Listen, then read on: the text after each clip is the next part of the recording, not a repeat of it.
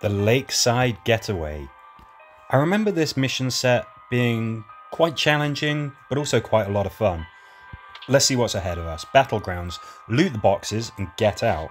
So I'm bringing Glenn because, of course, the lucky dumpster means that he can search things, still have an action point left. Bring the Ruby Reaper. I like the fact that it's got threat reduction. Alpha is our star hero.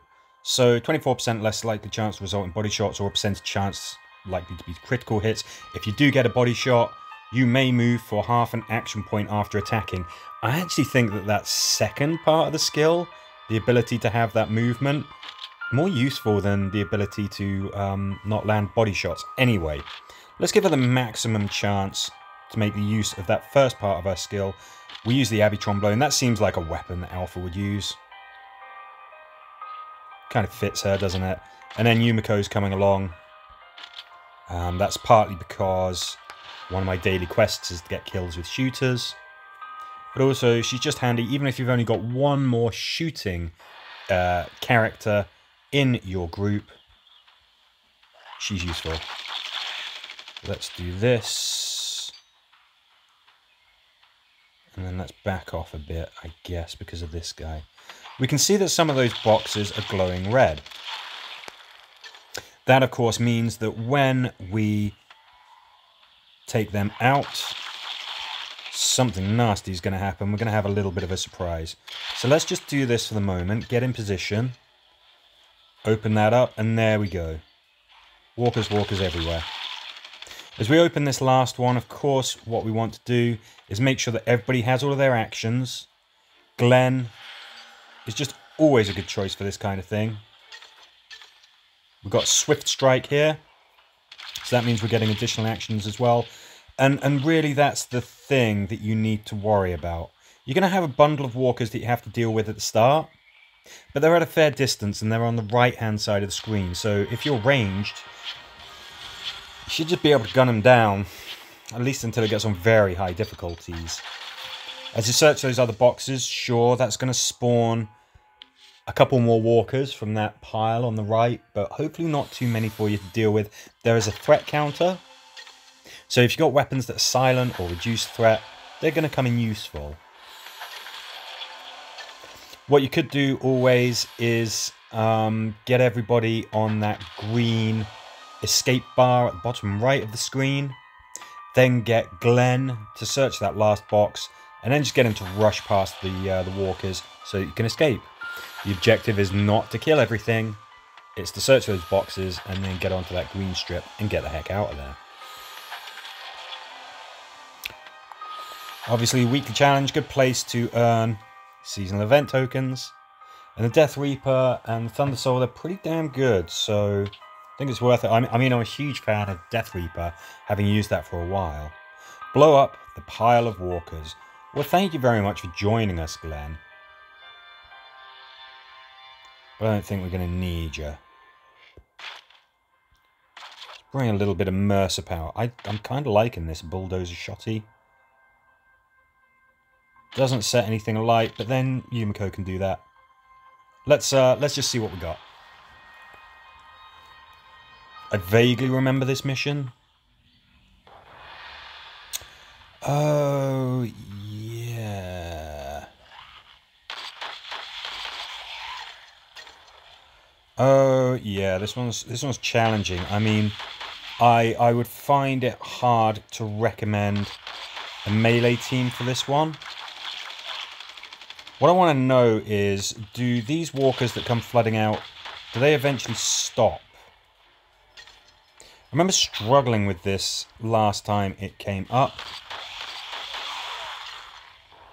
That's something that I want to know. Obviously we can see that we want to blow these guys up. Going to blow up those barrels, blow up these twitching corpse piles. But let's just see if there is a point at which stuff just stops flooding out. Kind of looks like it, doesn't it? Kind of looks like we've got to that point.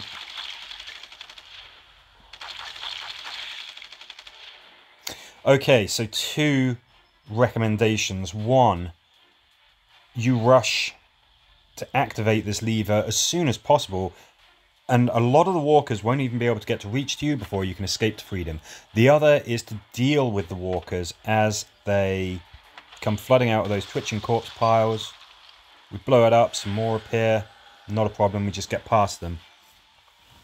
I think option 1, holding out, waiting for those walkers to pour out until they run out, till they run out of bodies, is a very good option. There is a threat counter, so reinforcements will arrive the usual way as well. Bit of a problem. Obviously you could deal with that by using silent weapons, having weapons that reduce threat, that kind of thing, but the walkers that appear, they're just going to be standard issue normal walkers. If you've dealt with what started on the screen and what comes out of those corpse piles at the top of the screen, you should be able to deal with the reinforcements. But anyway, when somebody is working on that plunger, if they're a ranged character and Yumiko is next to them, then they could still turn and shoot, even though they're occupied with doing that. Of course, if it's Connie who's doing it, if you have her and her team, you can still cuddle up next to her by the end of the turn, and you'll still get the benefit of her leadership trait better together. Seek stash, find the loot and get out. Okay. Glenn is back in, and he's going to be a pizza boy. Find the loot and get out. Looks like we've got some speedy walkers.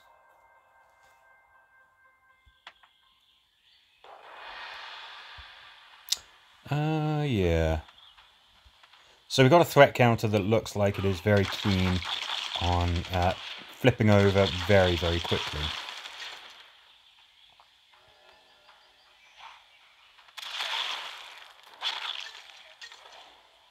Doesn't mean that you can't make noise, you might want to think about whether it's worth it.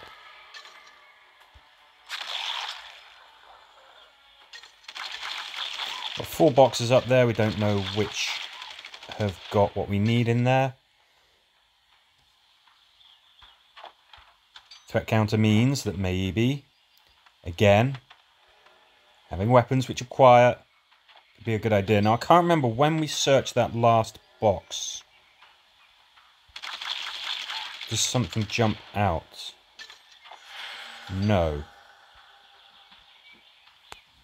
Okay, this is a fairly basic one. Getting trapped in here is always a risk, but it also means that the walkers themselves are bottlenecked. If you got anything like Tyrese's leadership trait, where he creates those big circles that slow walkers down and hurt them for every turn that they're in there, then that could be useful.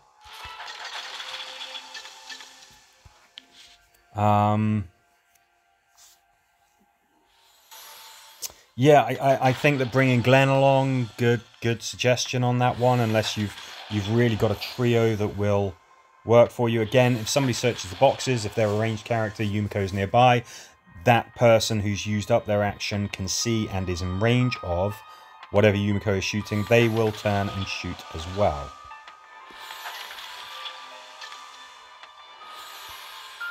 You could always... But there's not too many tips and suggestions that I could think of. It's a fairly straightforward mission type. Dump site, kill all the walkers. Thank you, Glenn. You are surplus to requirements again.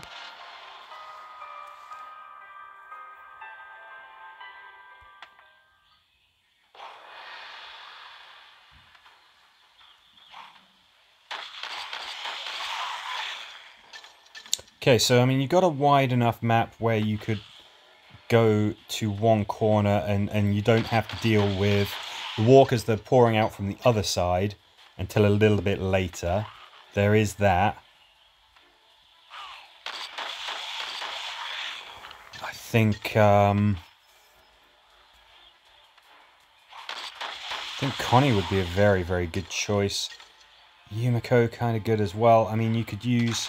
You're going to be up close and personal as well, so melee characters are good.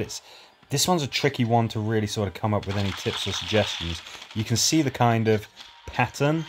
I think that definitely slowing walkers down, being able to root them, that's always going to be a good thing to be able to do. All of those walker types, none of them were particularly special. None of them were goos or anything like that. You can stun them, even if you can't kill them straight away. You can stun them, you can root them, you can cripple them, all of that kind of stuff. They aren't commonwealths or anything like that. Don't forget that you've got tools as well. If they're closing in and you're just struggling to put them down, try chucking out a flare. Distract them. Buy yourself some time. But really, it's about having the right trio of survivors and having firepower impressive enough to just gun down those walkers before you get to them. Open the gate. Okay, say so.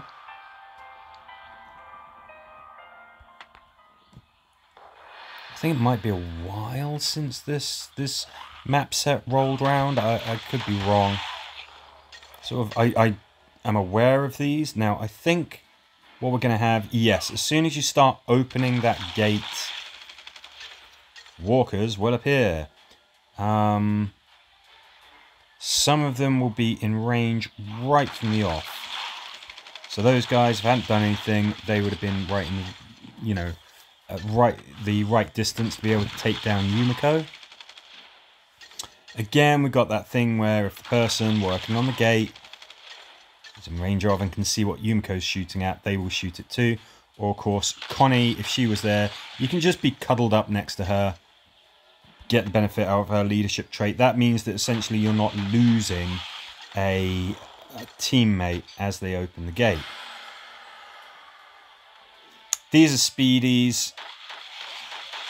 You're going to have to be able to kill them or slow them down, because they will get to you in one turn. So whatever you got, you know, Tyrese's leadership trait, crippling weapons, stunning weapons, anything like that, you're going to have to use those. You're a little bit sort of close to where they're spawning. And it's going to get trickier as you get onto higher difficulties as well.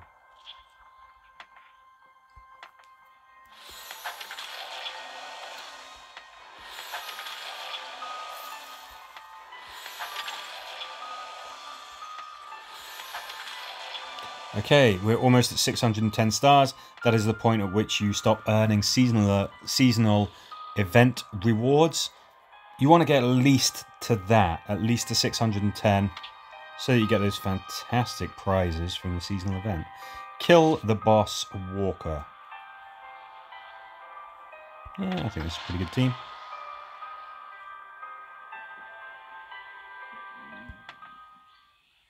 Okay, boss walker. Okay, we've got a threat counter, so that's the first thing. So it says kill the boss walker and then kill the tough walkers. You can see them because they have that red pulsating sort of boundary over the walker type. This map is large enough that you can kind of, if you're lucky, avoid attracting the attention of the walkers.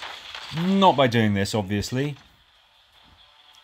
I've definitely had a lot of times where on harder difficulties, I've had weapons with extremely long range and incendiary. I've managed to just tag the targets, get them on fire, and then fight for survival, not worry about them because the fire will eventually burn those walkers to the ground. So that's a suggestion. Lots and lots of speedy walkers in this mission set. That's just something to be aware of. Not only do they approach you much more quickly than normal walkers, well, it's only one square. It's only one square's different in movement, but it feels a lot faster. You got to be a little bit more cautious of any dark corners or unseen areas of the map that they could just pop their head out and walk around and get you. It happens. Happens on Last Stand, happens in weekly challenges. Got to be aware of that kind of stuff. This is an interesting mission set. There's definitely some strategies. It's a pretty quick set. But if you do have any dramas, then just say, and hopefully I or somebody else in the comments will be able to help you. Anyway, thank you very much for watching, and I will catch you on the next one.